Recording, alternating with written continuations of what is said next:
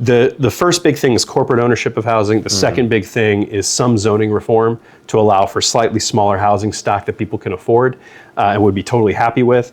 And if we could do just those two things in the state of Georgia, we would dramatically expand the promise of home ownership to people of all different backgrounds and age. The Georgia General Assembly has moved, although it's been slow, on tenant protections. You have the ability to slow down an eviction, to pay your rent if you're a little bit late, as of a couple of years ago, but that's still not as complete of a protection as renters need. For example, as I think you alluded to, costs of housing have gone up so substantially that there really aren't any sort of controls statewide or locally that prevent landlords from raising rents by a lot year over year. And it can be shocking when you've been living somewhere for a long time maybe, and you see your rents going up by $200-$300 in the course of a year. I mean, that's devastating for some families. Rent control right now is preempted statewide in Georgia. It's not allowed at all. Local governments can't even decide to do it, even if they want to. So,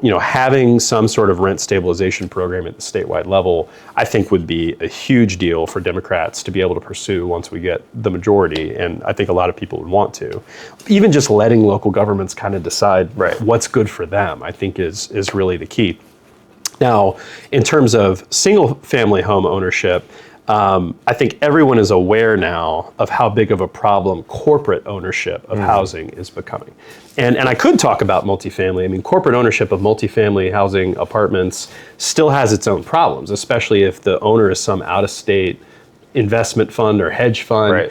I've got an apartment complex up in my district that I actually went up and visited and did a news story there in the last year or two, because the water was shut off for like 48 hours. Wow. It went, I think, into 3 days, but there were residents who had to go to a lake to fill up buckets and walk back to their apartments so they could flush toilets. Jeez. Yeah, I mean, horrible stuff. And the landlords have a couple people on site who are working for the management company, but they're not here. They're not invested in the community. They don't care about the news stories that show people pulling buckets back and forth. I mean, for them, it's a nuisance PR issue. So having out-of-state corporate landlords that are not invested in the community can be really bad for residents of any kind. But for the single-family home context, there's the additional problem, which is that if you've got a corporation buying up all of the new housing, then what does it matter if we're creating new housing stock at a rapid rate? I mean, Atlanta's growing so fast, it has been, and we need to be building stock to keep up, but we need to be building stock that people can actually own individually.